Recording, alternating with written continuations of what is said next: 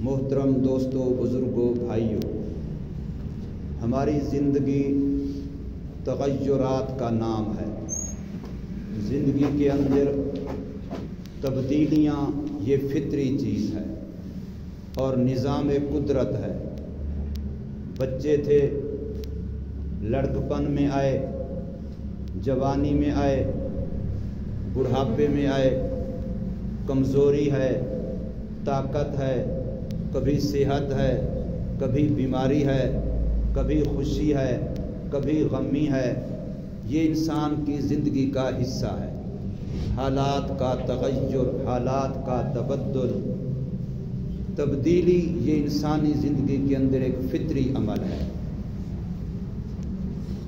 اور موسم کی تبدیلی، حالات کی تبدیلی یہ بھی نظام قدرت ہے۔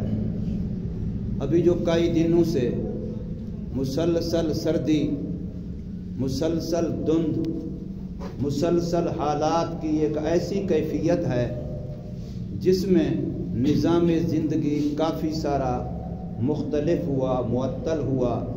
نظام زندگی کے اندر بہت کچھ تبدیلی ہمیں دیکھنے کو مل رہی ہے۔ ہر حالت کے اندر ہمارے ذمہ کام یہ ہے کہ ہم نے اللہ تبارک و تعالی اور رسول اللہ صلی اللہ علیہ وسلم ان کی تعلیمات کو دیکھنا ہے۔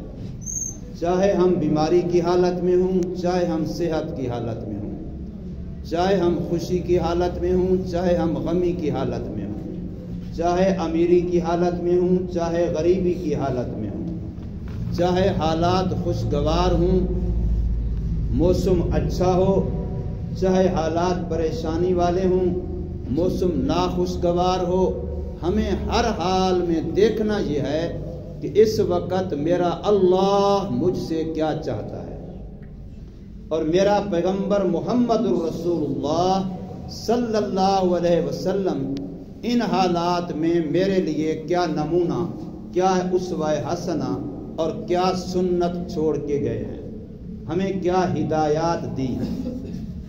یاد رکھیے، ہر حال میں اللہ تبارک و تعالی کو اللہ کی مخلوق بڑی پیاری ہے۔ اللہ کی مخلوق اللہ کو بڑی پیاری ہے، اور ہر وہ بندہ اللہ کو پیارا ہے جو اللہ کی مخلوق سے پیار کرتا ہے۔ میں لفظ بول رہا ہوں اللہ کی مخلوق کا، انسان کا نہیں بول رہا، صرف مسلمان کا نہیں بول رہا، اللہ کی مخلوق سے جو پیار کرتا ہے اللہ کو وہ بڑا پیارا لگتا ہے۔ اللہ تبارک و تعالیٰ کے نبی محمد الرسول اللہ صلی اللہ علیہ وسلم ارشاد فرمایا حدیث قدسی کہ میرا اللہ یہ فرماتا ہے، نبی پاک صلی اللہ علیہ وسلم فرما رہے ہیں کہ اللہ یہ فرماتے ہیں الخلق عیال اللہ، ساری مخلوق اللہ فرماتے ہیں میرا کنبہ ہے۔ جیسے ہم میں سے ہر ایک کا ایک خاندان ہے، ایک کنبہ ہے، ایک قبیلہ ہے، تو بالکل اللہ فرما رہے ہیں الخلق عیال اللہ، جتنی میری مخلوق ہے وہ ساری میرے کنبے کی طرح میری اپنی ہے، مجھے سب سے ایسا محبت کا تعلق ہے۔ جیسے ہمیں اپنے خاندان والوں سے تعلق ہوتا ہے، اپنے خاندان والوں کی مدد، اپنے خاندان والوں کی دیکھ بھال، اپنے خاندان والوں سے بوقت ضرورت ان سے امیدیں جیسے ہمیں ہوتی ہیں، اللہ فرما رہے ہیں الخلق عیال اللہ، یہ ساری مخلوق میرا کنبہ ہے، اور پھر ان میں سے مجھے زیادہ پسند اور محبوب وہ ہے جو میری مخلوق سے محبت زیادہ کرتا ہے۔ یہاں بھی لفظ مخلوق کا بولا گیا ہے، چاہے وہ چرند ہو، چاہے وہ پرند ہو، چاہے وہ جانور ہو، چاہے وہ انسان ہو، چاہے وہ کافر ہو، چاہے وہ مسلمان ہو، چاہے وہ نیک ہو، چاہے وہ بد ہو، اللہ کی مخلوق ہونے میں سب برابر ہے۔ اللہ کو مخلوق بڑی پیاری ہے۔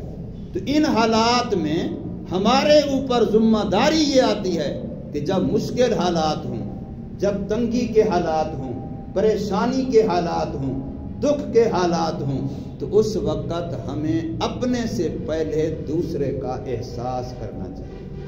ہمیں ہمارا دین یہ سکھاتا ہے، ہمیں ہماری شریعت یہ سکھاتی ہے، ہمیں ہمارا کلمہ یہ سکھاتا ہے، ہمیں ہمارا اسلام یہ سکھاتا ہے کہ آپ اپنی ضرورت سے پہلے دوسرے کا خیال کریں، اپنے اڑوس پڑوس کا خیال کریں، اپنے ہمسایوں کا خیال کریں، اپنے گھر کے افراد کو اپنے اوپر ترجیح دیں۔ اپنے گھر کے اندر ماں باپ بھی ہوتے ہیں، اپنے گھر کے اندر بہن بھائی بھی ہوتے ہیں، اپنے گھر کے اندر بیوی بچے بھی ہوتے ہیں۔ اب بندہ ضرورت تو ہر ایک کو ہے، سردی سے بچنے کی ضرورت ہے، گرم لباس کی ضرورت ہے، اچھا کھانے کی ضرورت ہے، لیکن ایک انسان اپنی سوچتا ہے اور ایک انسان اپنے سے پہلے اپنے گھر کے دوسرے افراد کی سوچتا ہے۔ ایک انسان گھرانہ اپنے گھر کی سوچتا ہے اور ایک انسان اپنے گھر کے ساتھ اپنے سائڈوں والے گھروں کی بھی سوچتا ہے کہ وہ کیسے رہ رہے ہیں۔ اس وقت جو کیفیت ہے مسلسل کئی دنوں سے، یقین جانیے غریب علاقوں میں آپ میں سے کئی لوگ غریبوں کو جانتے ہوں گے جن کے پاس متبادل لباس کا انتظام نہیں ہے، متبادل رضائی کا انتظام نہیں ہے، متبادل اپنے لیے گرم لباس کا انتظام نہیں ہے۔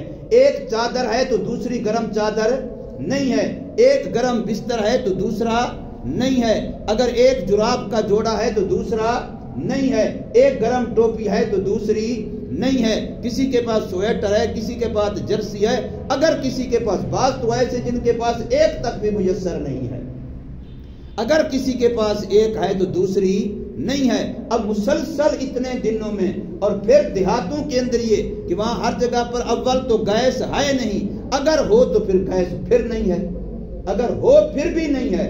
اب لکڑیاں جلائی جا رہی ہیں، لکڑی نہیں مل رہی، 1200 روپے ایک من لکڑی کا ریٹ، ظلم کی انتہا، اور وہ بھی نہیں مل رہی خشک لکڑی۔ بیچارے جو تھاپی کے گوبر کو جلا رہے ہیں، لکڑیاں جلا رہے ہیں، گھر میں کتنا دھواں ہوتا ہے، اس دھوئیں سے لباس کتنا جلدی خراب ہوتا ہے، کپڑے کتنا جلدی خراب ہوتے ہیں، گرم لباس کتنا جلدی خراب ہو جاتا ہے۔ اب وہ دھوئیں کی وجہ سے اب وہ بیچاروں کے پاس متبادل تو ہے نہیں، ان کو اگر دھوتے ہیں، ان کو صاف کرتے ہیں تو متبادل ان کے پاس نہیں ہے۔ تو اب ذرا ان حالات میں آپ ذرا تھوڑا سا تصور کیجئے کہ میں ایک ایسا بندہ ہوں جس کے پاس متبادل لباس نہیں ہے، جس کے پاس اس کی صفائی کے لیے کوئی انتظام نہیں ہے، تو اس کا وقت کیسا گزرتا ہوگا، اس کے بچوں کا وقت کیسا گزرتا ہوگا، اس کے گھر کا وقت کیسا گزرتا ہوگا۔ اس وقت جن کو اللہ پاک نے دیا ہے ان کی ذمہ داری بڑھ جاتی ہے۔ اگر وہ لوگ اپنے عللے تللے جانتے ہیں کہ اپنے گھر میں تو ہیٹر بند نہ ہو اور غریب کے گھر میں جلانے کے لیے، روٹی پکانے کے لیے لکڑی بھی مہیا نہ ہو، تو پھر اللہ دیکھ رہا ہے، اللہ دیکھ رہا ہے۔ حدیث پاک نبی پاک صلی اللہ علیہ وسلم کی کہ میری امت کے اغنیاء اور مالدار لوگوں، اللہ جو تمہارے پاس مال بھیجتا ہے وہ تمہارے لیے نہیں بھیجتا ہے، اس میں اللہ غریبوں کا روزی بھیجتا ہے۔ اللہ پاک امیروں کے پاس غریبوں کا روزی بھیجتا ہے کہ وہ لوگ اپنے ہاتھ سے ان غریبوں تک پہنچاتے ہیں کہ نہیں پہنچاتے، یہ ان کے لیے آزمائش ہوتی ہے، یہ ان کے لیے امتحان ہوتا ہے۔ اور قرآن مجید کے اندر ہے کہ اللہ تبارک و تعالی بسا اوقات انسان کو رزق دے کر کے آزماتے ہیں اور بسا اوقات رزق لے کر کے آزماتے ہیں۔ ان کی بھی آزمائش ہوتی ہے کہ وہ صبر کرتے ہیں کہ نہیں کرتے، اور ان کی بھی آزمائش ہوتی ہے کہ شکر کر کے، نعمت کی قدر کر کے غریبوں کا خیال رکھتے ہیں کہ نہیں رکھتے۔ یہ دونوں کے لیے آزمائش بن جاتی ہے۔ اور صبر کا ایک معنی تو یہ ہے کہ میرے گھر میں فوتگی ہو جائے اور میں اہو فغاں نہ کروں، اہو بکا نہ کروں، چیخو پکار نہ کروں، واویلا نہ کروں، گریبان چاک نہ کروں، بے صبری کے جملے کلمات نہ کہوں، ایک یہ صبر ہوتا ہے۔ یہ صبر کی ایک شکل ہے، صبر صرف اسی کا نام نہیں ہے۔ صبر نام اس چیز کا ہے استقامت علی الدین۔ صبر کا جو اصل معنی ہے وہ ہے پکنا، یعنی آپ دین پر پک جائیں، سردی آئے یا گرمی آئے، امیری آئے یا غریبی آئے، آپ کے ہاتھ سے دین کی رسی نہ چھوٹے، آپ کے ہاتھ سے سنت کی رسی نہ چھوٹے، آپ جس حال میں ہیں اسی حال میں آپ دین پر پکے رہیں۔ اب غریب کے لیے حکم یہ کہ وہ صبر سے کام لے، یعنی واویلا نہ کرے، بے صبری نہ کرے، اللہ کا شکوہ نہ کرے کہ جی اس کو تو اتنا دے دیا، مجھے تو کچھ بھی نہیں دیا۔ اللہ کا شکوہ نہ کرے، ہر حال میں اللہ پر راضی رہے۔ لیکن امیروں کے لیے بہت بڑی آزمائش ہے ان دنوں میں۔ یاد رکھیے، جو امیر لوگ ان دنوں میں بھی غریبوں کا خیال نہیں رکھ رہے، یہ خدا کی پکڑ سے نہیں بچ سکے۔ بہت ہی زیادہ ذمہ داری ہے۔ مجھے اگر ایک آدمی کتنی سکت ہے، میں ایک کا خیال رکھ سکتا ہوں تو مجھے اتنا پوچھا جائے گا۔ ایک آدمی کے پاس 10 آدمیوں کی سکت ہے، اس سے اتنا پوچھا جائے گا۔ ایک آدمی کے پاس 100 آدمی کی سکت ہے، اس سے اتنا پوچھا جائے گا۔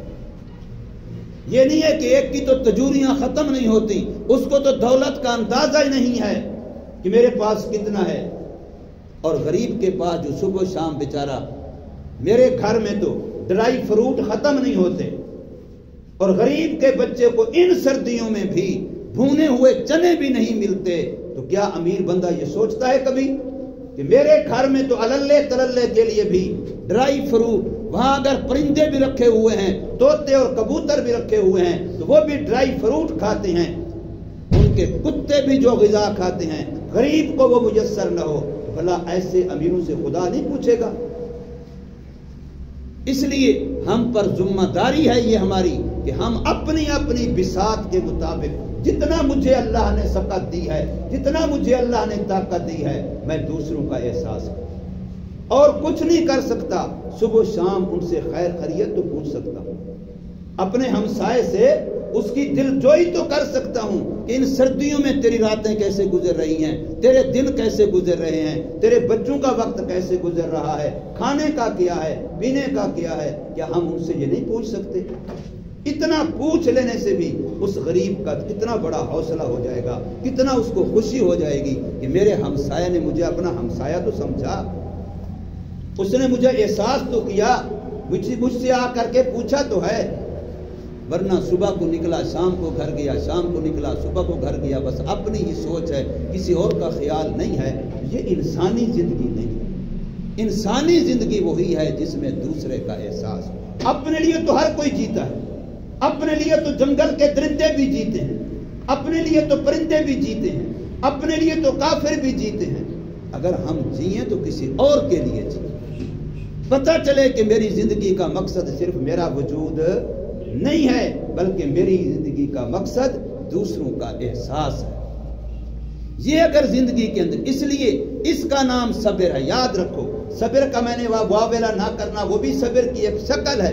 اصل صبر یہ ہے کہ انسان دین پر پکا رہے۔ اب امیروں کا صبر یہ ہے کہ وہ پیسہ نکالتے ہیں کہ نہیں نکالتے، اس وقت وہ دوسروں کے بچوں کو اپنے بچوں کی طرح خیال کرتے ہیں کہ نہیں کرتے۔ میرے بچوں کو سردی لگتی ہے، کیا ان کو نہیں لگتی؟ میرے بچوں کے لیے اچھی خوراک کی ضرورت ہے، یا ان کی نہیں ہے؟ میرے بچوں کے لیے کھانے کے لیے کیا کچھ ہے یہ سردی سے بچنے کے لیے؟ وہ جی فلاں بھی ہے، فلاں بھی ہے، فلاں بھی ہے۔ اور ہمارے بچوں کے لیے جس کے پاس اللہ نے دیا ہے اس کے لیے تو کئی قسم کی فش بنے، اور غریب بیچارہ ان پوری سردی میں اس کا بچہ ایک دن بھی مچھلی فش استعمال نہ کرے، تو کیا امیروں سے نہیں پوچھا جائے گا؟ یہ احساس ہے انسانیت کا۔ اگر یہ احساس نہ ہوا، یقین کریں یہ تہجدیں اور پہلی صف کی نمازیں بھی ہمیں نہیں بچا سکیں۔ اچھی طرح سے اس بات کو سمجھیں، اللہ کو مخلوق بڑی پیاری ہے۔ تیری میری عبادت کی میرے رب کو ضرورت نہیں ہے۔ میرا رب ویسے معبود بھی ہے، برحق بھی ہے۔ ہم کرتے ہیں عبادت تو اپنے لیے کرتے ہیں۔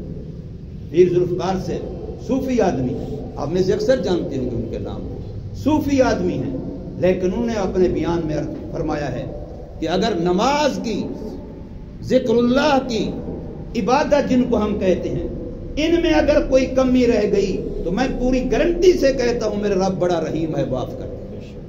لیکن اللہ کی مخلوق کو اگر اس کے حق ادا کر کے نہ آیا، یاد رکھیے میرا رب بھی معاف نہیں کرے گا۔